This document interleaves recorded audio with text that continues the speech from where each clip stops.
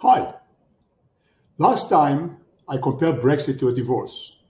That clip got the most reactions of all the video clips I've made. It seems you like analogies. Well, let me say a word about an old analogy relevant to today. I once noted that the current period can be compared to the French Revolution of 1789. Here is why. Just before that revolution, much of European capital and money was destroyed by the invention of paper money. This led to inflation, massive riots, with the people decapitating the aristocrats. Paper money became worthless and gold zoomed as France went bankrupt. Then Napoleon appeared. He promised to make France great again and raided Europe for treasure.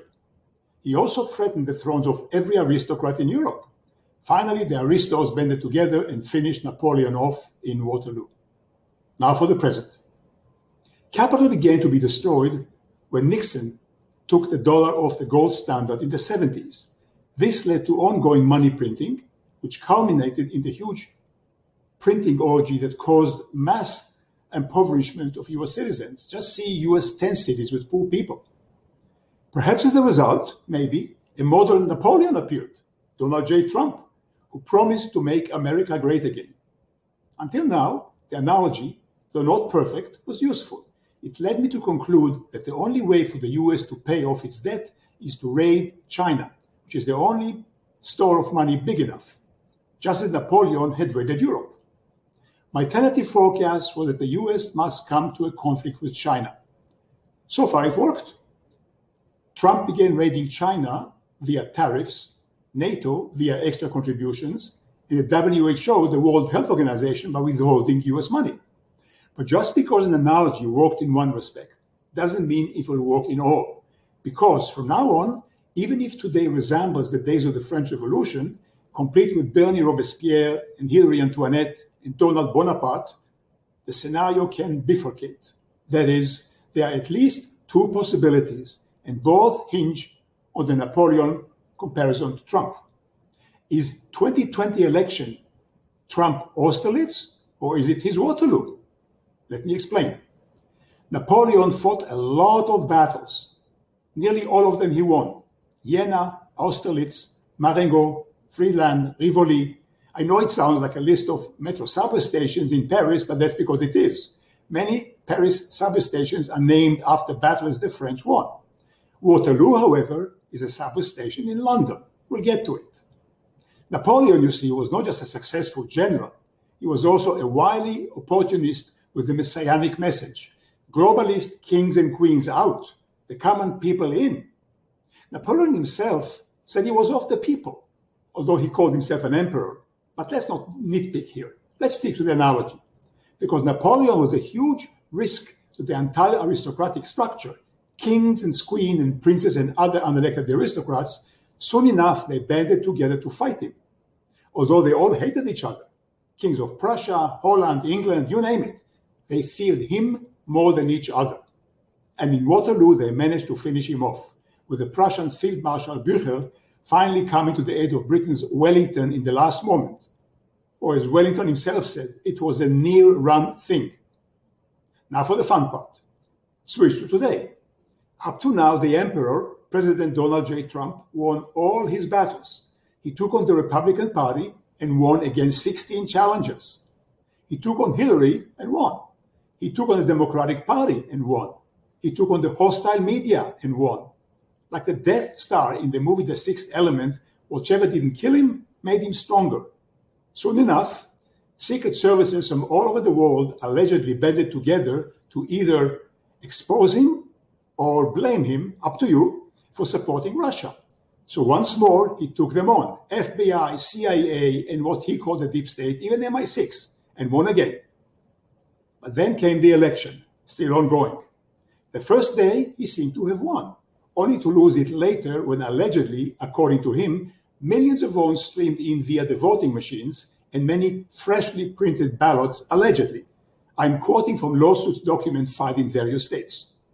Was there cheating? Well, there always is in the US, as mobster Sam Giancana, who delivered Chicago to JFK in 1960, famously said, "Vote early and vote often." But was this cheating this year bigger than usual? Maybe, but who knows? However, one thing is clear.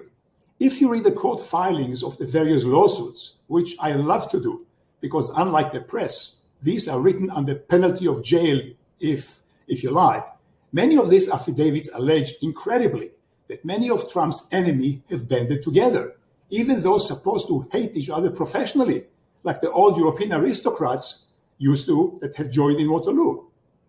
Today, George Soros, whose right-hand man runs the Dominion voting machine company, yes, and Venezuela's Hugo Chavez, who is alleged to have founded it before dying.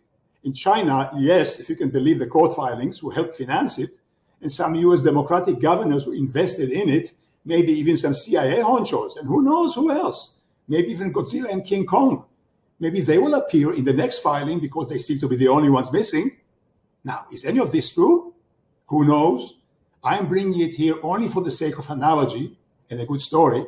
The filings and the affidavits all insist that these former enemies banded together to fight the Donald in 2020 elections, which he seems to have lost, just like Prussia and Holland and England had banded in 1815 to fight Napoleon in Waterloo.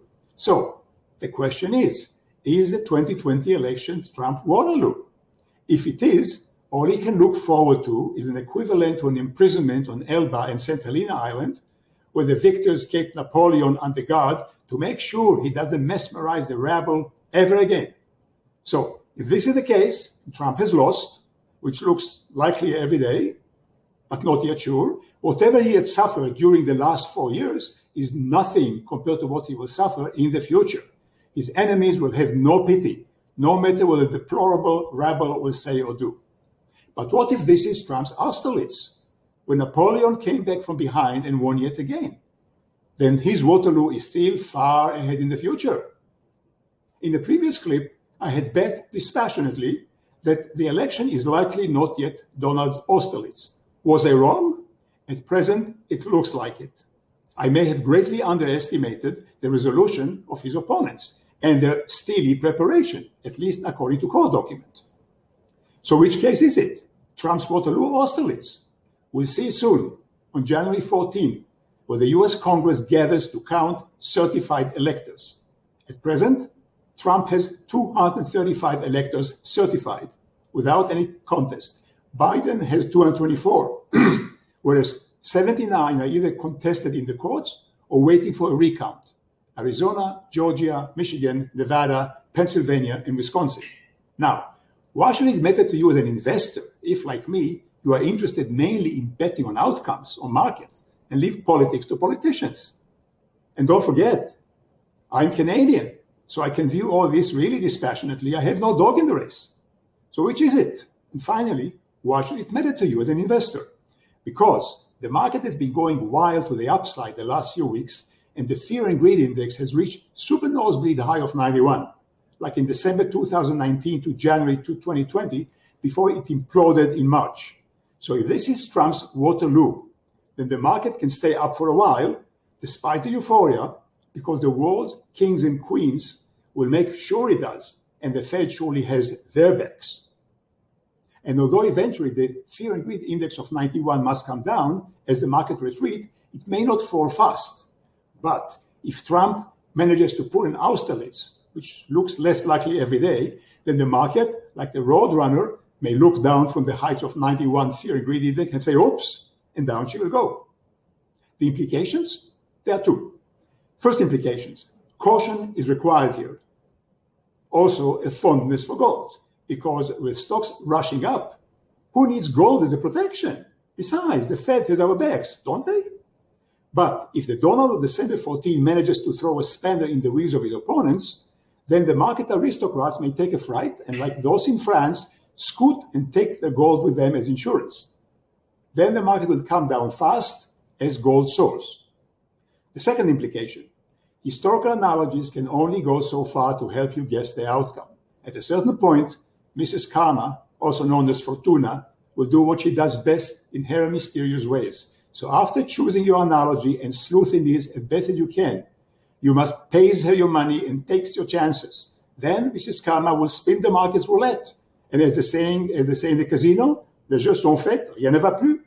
The game is made, no more bets. And then you must wait for the roulette to stop spinning. It is spinning now. Can you hear it?